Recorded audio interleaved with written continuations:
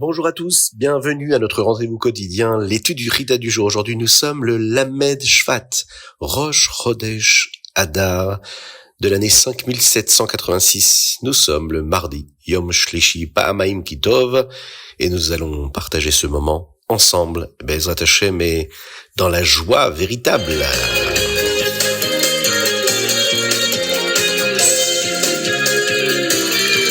Le mois de Hadar, Mishelichnas Hadar, Marbim Besimcha, mais c'est également le mois où nous disons que le Mazal est positif pendant le mois de Hadar pour le Ham Israël. Il y a une très très belle idée dans le texte qui dit que le Mazal du peuple juif est en bonne santé. Il est puissant pendant le mois de Hadar. Mais qu'est-ce que c'est le Mazal? Ce n'est pas juste de la chance, c'est la racine de notre Neshama qui brille au-dessus de nous. Pendant ce mois, les Chachamim disent que cette source spirituelle va rayonner si fort qu'elle protège et nous donne une vitalité naturelle dans tout ce que nous allons entreprendre. C'est donc, comme la Chassidoute nous le dit, le moment idéal pour agir, pour créer, pour façonner, pour faire entrer en nous ce souffle-là de spiritualité, de Gdusha, afin d'être poussé et d'être encouragé pour apporter, donner, transformer et amener la venue de Mashiach.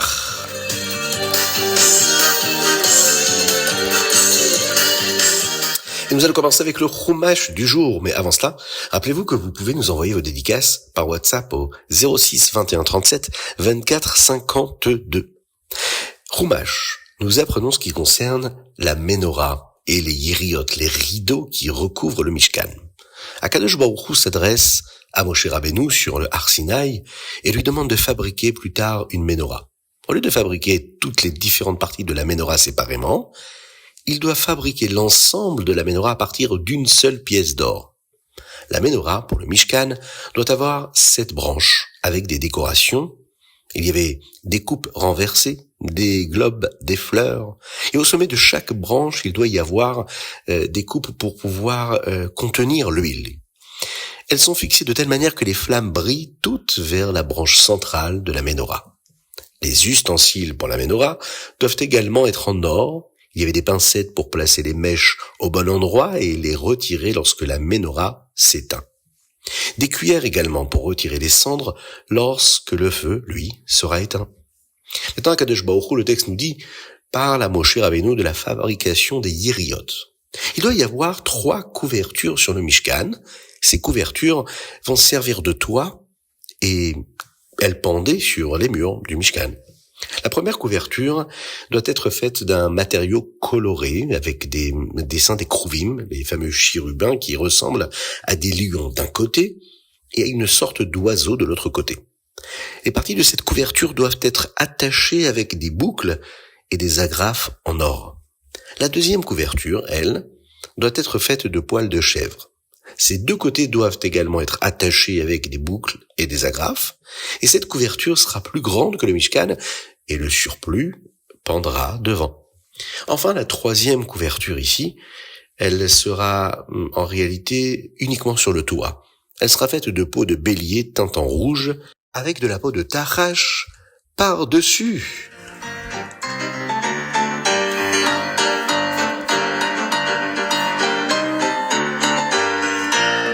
Teilim, aujourd'hui nous sommes le Lamed et nous sommes bien sûr le premier jour du mois de Hadar, Rosh Chodesh Hadar. Et nous disons donc les 5 derniers chapitres de l'intégralité des Teilim du 145 au 150 du Kouf Mem E au Kouf Nun. Le premier chapitre que nous lisons aujourd'hui, nous le disons d'ailleurs 3 fois par jour. C'est le fameux Ashrei, Tehila le David. C'est le 3e verset d'Ashrei que nous lisons le matin pendant Shacharit 2 fois. Et l'après-midi pour la tefila de Mincha. Il y a quelque chose de très intéressant, c'est que dans ce Tehillim-là, nous avons l'ordre de tout l'alphabet. Et il faut savoir qu'il y a un verset pour chaque lettre, sauf pour la lettre Nun. Il n'y a pas de verset qui commence par la lettre Nun. Nun comme le mot Nephila qui veut dire la chute. Et David Amelech ne voulait pas mentionner un début de verset avec cette lettre-là qui fait référence à la chute, mais il suffit de voir la lettre qui suit. La lettre qui suit, c'est le Samer. Et le verset dit quoi? Somer Hashem lechol la noflim. Donc on voit ici qu'il y a quand même la référence au Nun dans le mot noflim, mais il est précédé de Somech Hashem, qui veut dire qu'Akadosh Baruch Hu soutient ceux qui tombent. Il est toujours là pour nous rattraper. Lorsque l'on tombe, Somech Hashem lechol hanoflim.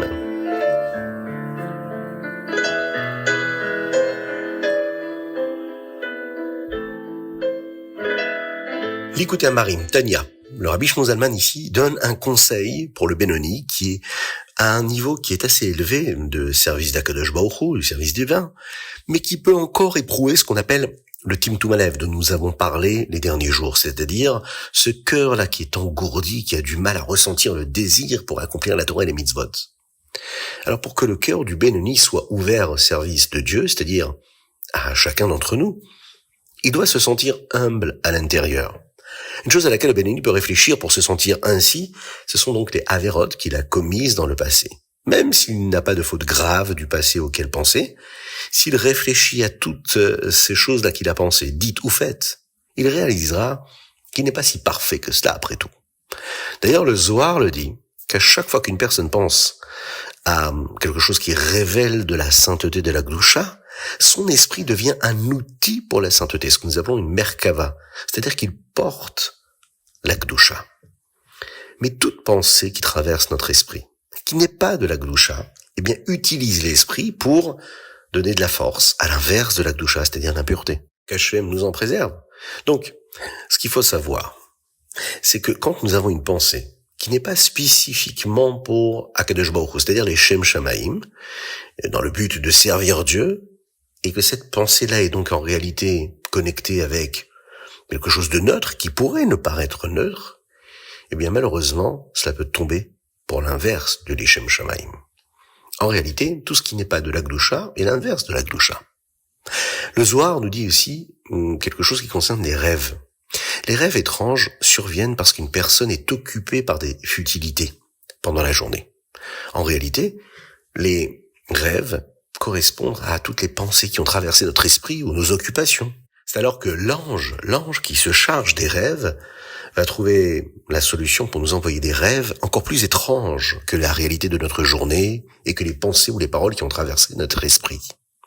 Lorsque le Benoni réalise à quel point ses rêves sont ridicules, il réalisera qu'il doit penser à des choses intéressantes, qui ont de la valeur, qui ont de la consistance, qui ont de la gdoucha pendant sa journée, de façon à ce qu'il puisse être fier de lui. Et quand c'est l'inverse, être beaucoup moins fier de lui. Et le fait d'y penser, ça l'amène à l'humilité, et cette humilité-là lui permet de retrouver la joie et de combattre ce Timtum Alev, ce cœur-là qui ne ressentait plus rien pour la gdoucha.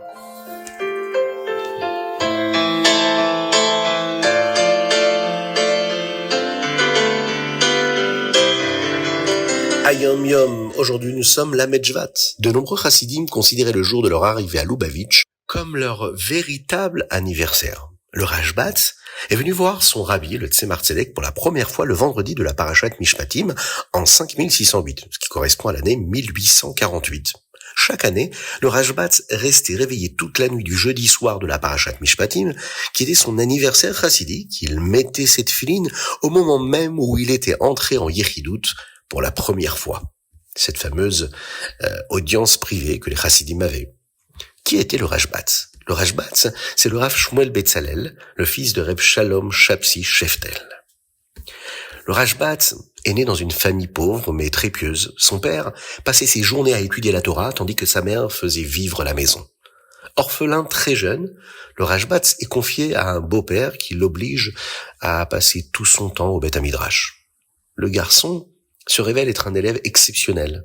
À 15 ans, il maîtrise déjà le Talmud, la Gemara, le Chasse, et il étudie avec le Rav de la ville, qui était en réalité un farouche opposant à la Chassidut. Un jour, par curiosité, le Rashbatz entre dans la choule des Chassidim, et là il va être violemment rejeté. Mais cet épisode va le bouleverser. Il commence à observer les différences entre les deux groupes.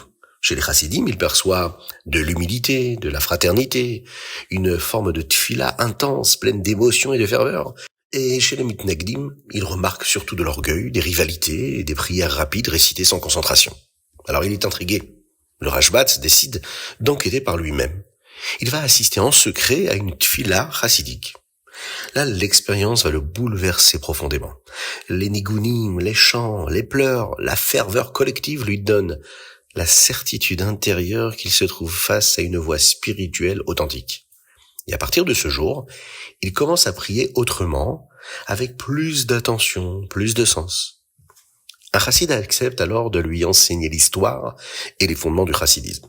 Le Baal Shem Tov, ses disciples, la vision de la Avodat Hashem qui est fondée sur le cœur autant que sur l'étude. Et là, le Rashbat commence même à étudier le Tanya en secret. Mais il est découvert. Il est dénoncé au Rav, battu brutalement par son oncle et chassé de la maison. Il se retrouve seul, affamé, humilié, et là, toute la communauté le rejette. Il est désespéré, il prie à Kadosh Baruch Hu de lui montrer la vérité, et il décide que la première personne qu'il rencontrera en sortant de la ville déterminera son choix. Et il le suivra, que ce soit un chassid ou un mitnaged. Finalement, ce sont des chassidim qui croisent sa route. Ils l'accueillent, le nourrissent, l'intègrent parmi eux. Il va se plonger alors avec passion dans l'étude de la Torah, dans l'étude de la chassidoute. Il va répéter chaque enseignement, les textes nous disent des dizaines de fois. Il découvre que les chassidim étudient aussi le Talmud, aussi la Gemara, le Niglé, comme les mitnagdim pouvaient le faire, mais là ils le font avec une profondeur remarquable, contrairement à ce que ses anciens maîtres affirmaient. Plus tard, lorsqu'il rencontre à nouveau son ancien Rav, il lui explique que la chassidoute ne s'oppose pas à la Torah, mais qu'elle donne un sens vivant aux mitzvot. Aimer Dieu, craindre Dieu, le servir avec tout son être. Cette prise de parole lui vaut une nouvelle agression violente. C'est ainsi que le parcours du Rashbat est celui d'un homme prêt à tout perdre, sa famille, sa réputation, sa sécurité, pour suivre ce qu'il ressent comme la vérité spirituelle. On peut voir ici dans son histoire qui illustre le conflit profond qu'il y avait entre la tradition intellectuelle et le cœur, la Torah qui est vécue avec une véritable chayut, entre la religion formelle et celle qui est vécue comme une foi intensément vécue avec le cœur, avec l'âme, avec la vitalité, qui est là et qui transcende toute l'existence d'un homme qui vit selon la chassidoute.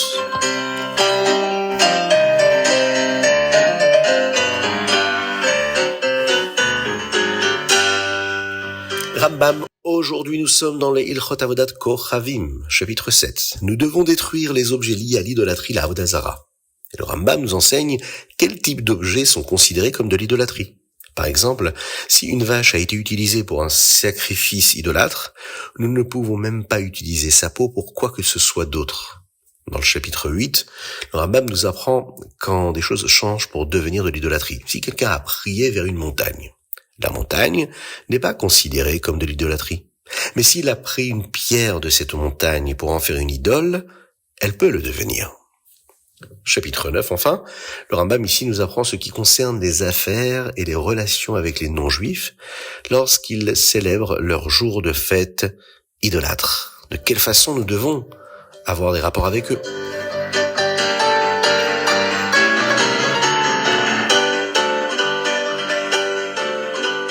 C'était le Chitat du jour.